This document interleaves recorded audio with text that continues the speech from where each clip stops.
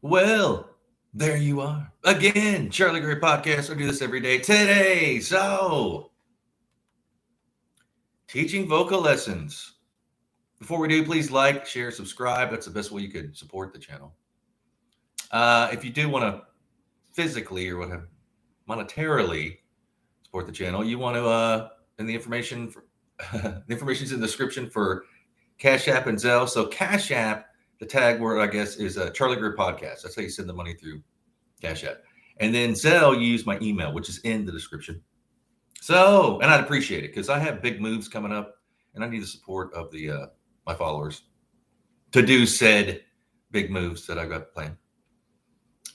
So teaching vocal lessons. I taught vocal lessons for 6 years. I mean, about 10 years, but really solid for like the 6 years. 2010 to 2016.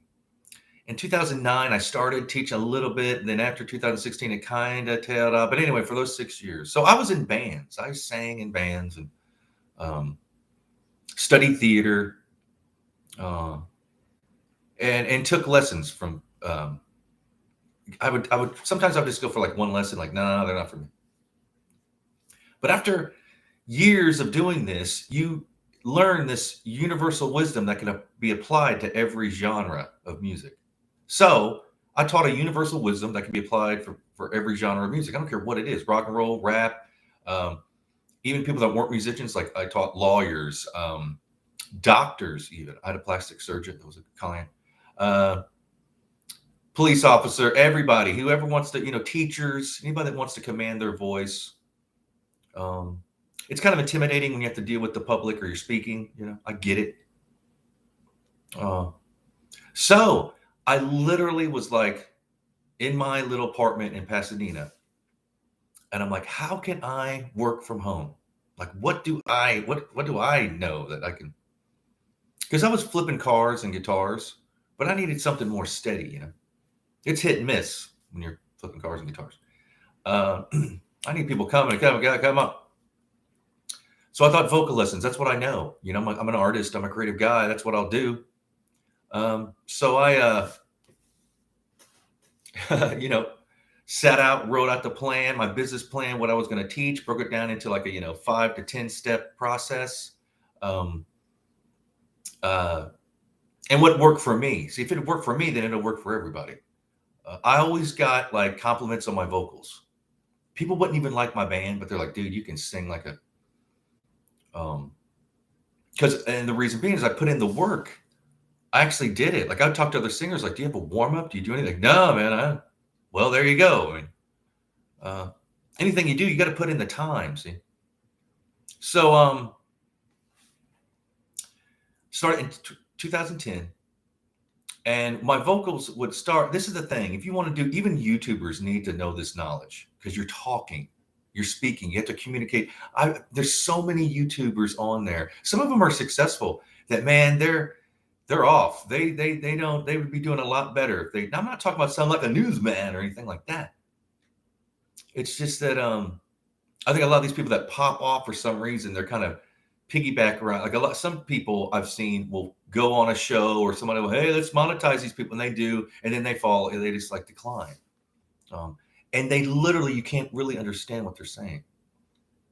They have no presence, no charm, no cadence, if you will. So how do you get that? How do you, well, it first starts out with stretching. See, I do a little routine before I come on and, start ranting like a madman. Stretching. You want to stretch out.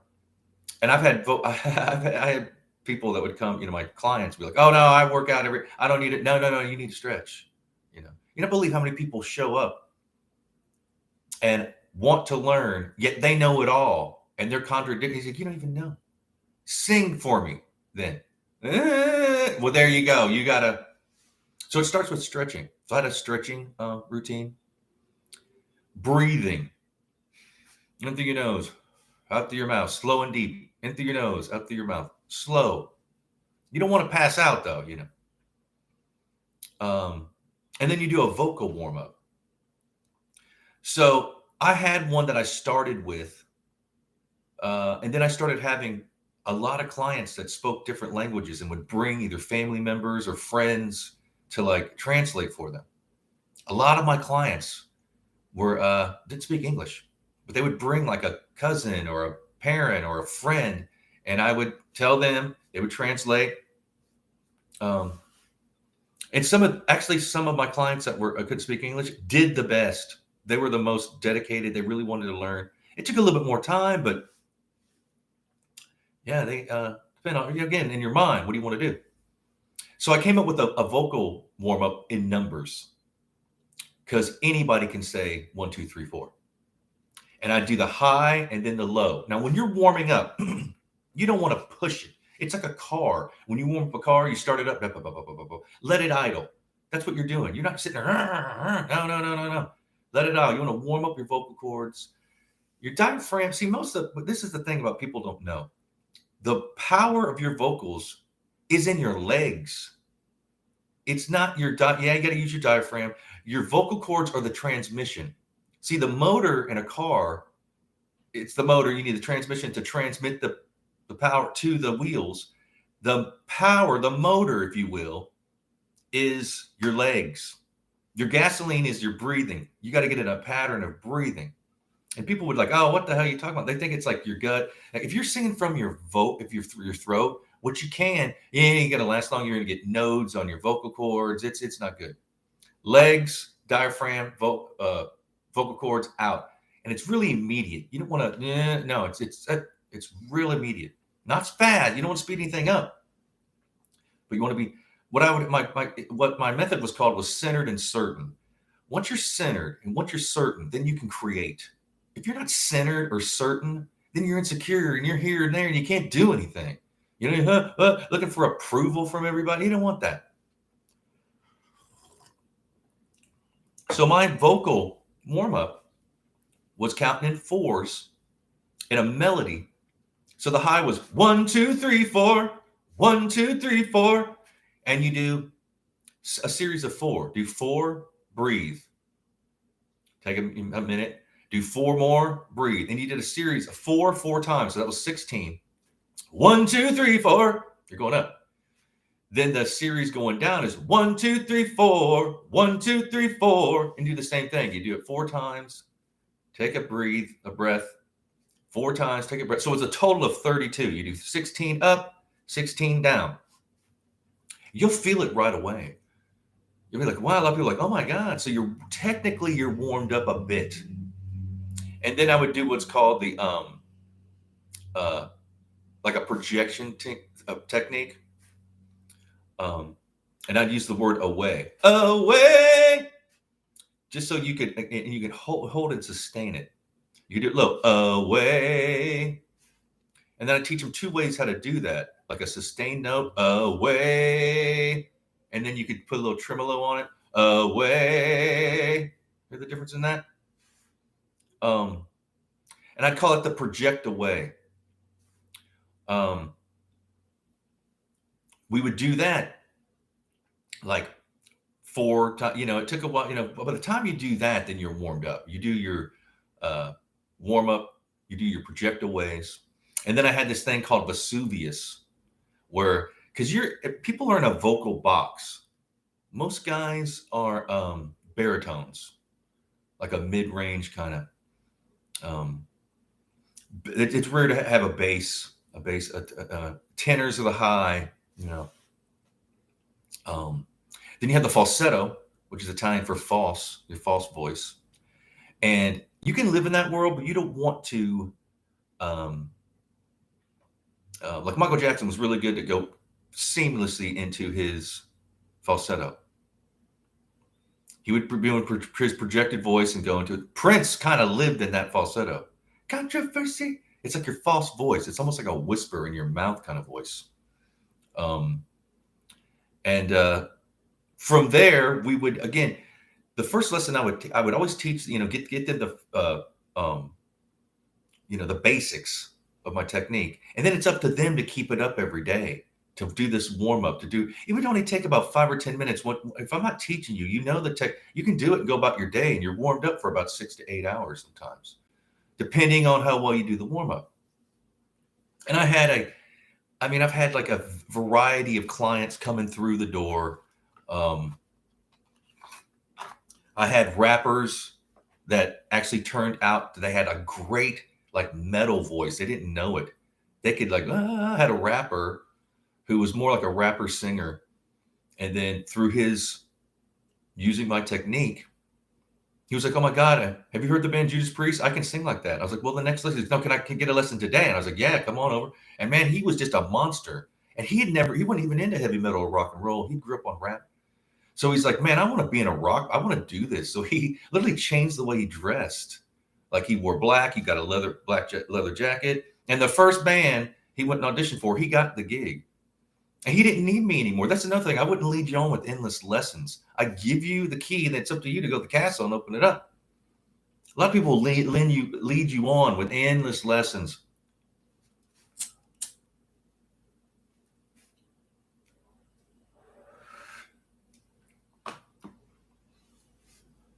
And I had people that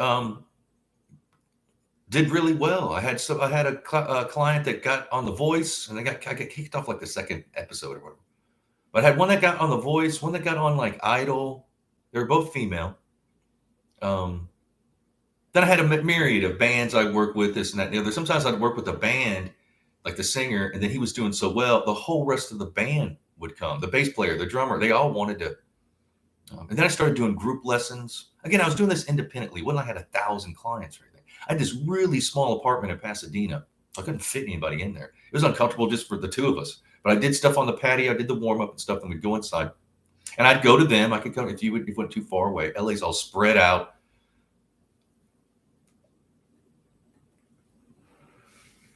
I'd work with bands in the studio. I would do a shadow vocal. Then they could sing over my vocal. Then you pull mine out. A lot of times they'd keep it in. It was supposed to be a different fee. If you kept my vocals, it was like 3 times the amount or even more. Because that's in perpetuity. They're going to have that forever. Most of the time they wouldn't pay me. Matter of fact, I'm owed from just about every band that I work with in the studio. They owe me money. Oh, well. No good deed goes unpunished kind of thing. But I would, and also you get poached. See, you start teaching, because I would just like hand out cards. I had cards everywhere. I'd go through like 1,000 cards a month because I'd put them everywhere. And sometimes you never know. I'd always give out a card. You never know where you're going to get clients.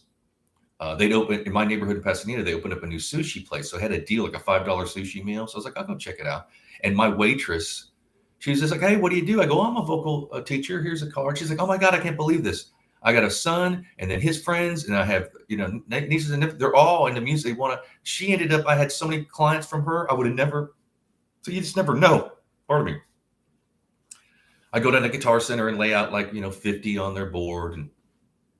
But you get poached, meaning people come and take your technique, which I mean, everybody learns from somebody, but I started picking up on it. These people would show up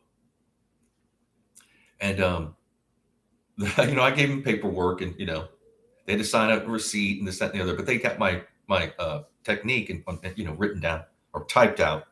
And they would pay. See, I made them pay. It was $25 an hour. So I made them pay for 4 lessons. It was a 30-day course. So they paid $100 and they came once a week. And if they didn't make it that week, I had too many, I couldn't. People like, "Oh, put time." No. You pay in advance. If you don't show up, then that's it. Kind of like how a doctor operates something. You have to, because people blow you off and waste your time, and you're losing money, and you're losing. It's not good. So I had to start doing that. And so these poachers would show up, pay the $100, do the lesson, be like, "Oh wow, great, whatever," and leave, and I'd never see them. And I started catching on, and sometimes they were just rude. I could tell they weren't trying to learn; they were just like stealing. And then I would have their info, search them up, and what do you know? They're teaching guitar lessons, or vocal lessons, and then they're doing basically almost the same thing I was doing. A big music retailer, I'm not going to say the name, they did the same thing. They're like, "Hey, you're teaching vocalists. Come on, we're going to start teaching lessons in our store. Can you break down your, how you do it, how you pay, and this, that, and the other?" And I did. And when they were done, they were like, "Okay, fine. Oh, bye," and walked away. And I was like, "What the?" I knew. And then like a month later, they had a poster in the window, basically my same kind of thing, the breakdown, everything. not necessarily my technique because I didn't show them certain things, but and I actually approached the guys like, "Hey, man, I thought you were going to hire me." Yeah, well, I go, "Dude, you're stealing." He goes, "Well, it's not copyright. So I mean, you took it for someone too, right?" I was just like, "Okay, whatever. It's what it is." But it was really fulfilling to see people have a dream or a goal and help them to achieve that, even if it's little baby step. You know what I mean? Um, like the plastic surgeon that I work with, he was dealing with like rich people, and they had a weird kind of way they would come at you. And he was kind of a nervous kind of, he was more like shy, so he would get stumped up. And he realized after I talked on the phone, he's like, "Yeah, I've realized it's in my breathing. You need to teach." And I was like, "Yeah, I'll teach you breathing. I'll teach you warm up, a stretching." And so he started coming to me, and it helped him out. He was with me for a while, and then he started doing better. And he was also going to put a little band together. Matter of fact, he was gonna hire me to just back him up like acoustically, and he would sing. He never got around to it. He had like, he's a plastic surgeon. He's got stuff to do. Um, I had teachers, I had lawyers, I had like if you're a lawyer, you're talking to like, the judge and the defendant and the this and that and the other and the jurors and that you have to be able to command your voice, but not in like an overbearing way. You gotta be cool, calm, and collected. You gotta be centered and certain. Once you're centered and certain, people can pick up on that. It's your presence. Same thing with on stage. I had comedians that come and, because man, you'll be eaten alive on stage by yourself. That's brutal. I have a lot of respect for comedians or anybody that's on stage that's whatever it is to be able to command an audience is tougher than you think. You start stammering and they can pick up on that like that, and they'll eat you alive. So I did that for like from 2010 to 2016. Some days I would do like I couldn't do more than I only did 4 a day because I'm singing, I'm helping people out, and there were hour lessons. So I couldn't do, I try to do more, but you just can't, I want to give people like the proper, I don't want to be all blown out and tired. It's more, you would think, I didn't even know this myself. I thought it'd be like simple and easy. And, man, it was brutal. 4 hours of vocal lessons, man. Afterwards, I would literally have to take a nap, like just kind of recharge my batteries. And I had people show up. Sometimes multiple times they would do this, but they'd show up, pay the $100 for the 4-week course. And then I'm like, "Okay, let's start." Like, "Oh, no, I'll be back when I'm ready." I'm like, "Well, you got to do it in that 30 days. Yeah, I will." And never hear from them. And I contact them like, "Hey, it's the last couple of days. You got to get it between, "Oh, no, I'm fine. Keep the money. I'm fine. I'm not ready yet. I don't care if I paid or not." Just paying, showing up and paying in that step was a big thing for me, big step. And then I realized like, yeah, I guess so. Then they, a couple more months, here they come, pay again, and then not do it. And then by the third or fourth time, they paid me $300 or $400. Then they'd start. Multiple people did that because they were insecure. I get it. Like you're trying, you want it, at least you pay, at least you start. And some of these people did really well after they, it's just not a race. There's no, the time is, you gotta, go with your own flow.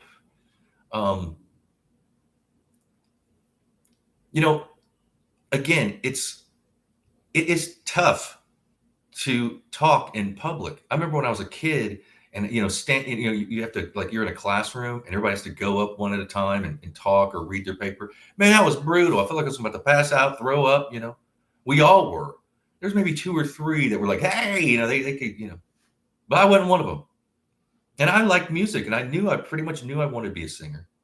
So I had to get over that. Also, I was a stutterer till I was about like 7 or 8. When I was young, I was a real bad stutterer. It'll come out. You'll hear me stutter sometimes. So everybody has their different things, and you can be tone deaf, meaning you sing out it, and be one of the biggest rock stars in the world. Hey, you don't have to technically be perfect. Bob Dylan is tone deaf. That's me. He's doing everything wrong, but he's Bob Dylan. David Lee Roth, the Van Halen. Technically, he's tone deaf. I mean, he's just out of key. Vince Neil from Motley Crue, dude, they're all the guy from Rat. I mean, you just name on and on and on. They became huge rock stars. You don't have to be perfect. Again, you don't want to sound like a radio DJ that's good. All right, morning zoo. No, you don't want to, you know. And you want to use what you have. So, say if you have if you're from a different country and you have an accent, or you're from the South, or you're from New York, or whatever, well, you want to use that. You don't want to try to be something that, no. You want to lean into that and do what you have to do and become unique. I'm from the South originally, a small town in the South. And at first I did go take classes to try to get rid of because when I went to auditions, even before I got to Los Angeles, people were like, oh, I'm hearing something in your voice. Yeah, I'm from the South. Oh, then they want to type at you. Then when I got to LA, it was a thing. They're like, yeah, we love your headshot, whatever, but man, your voice. And I was like, okay, I get it. I take some classes. And then it's like, you know what? I just got to be who I am. It did help me. We all have different voices. We have different cadences. Your cadence is how you talk to the word, and we all we're all influenced from people. That's, I don't know. Don't steal, do your own thing, but make it your own. Again, I'm not, you have to be influenced by someone. You have to be inspired. So you're going to use that, but you don't want to be a carbon copy or a facsimile of whoever, if you take bits and pieces here of something you like and then make it your own, you won't even notice sometimes. And then there's only so many things that humans can do. We're all like have a commonality. There's only certain things you can say or do. So sometimes you're gonna sound, like, operatic singers kind of sound the same. Rock and rollers kind of sound the same. Rappers kind of sound the same, It's your your cadence. You don't want to be fake though. You don't want to be I tell people, like, if you can get something off it, use it. I don't care. I've even said use my intro or something similar. I don't really care. As long as you give me the proper respect and the credit, go for it. And that's how things are done.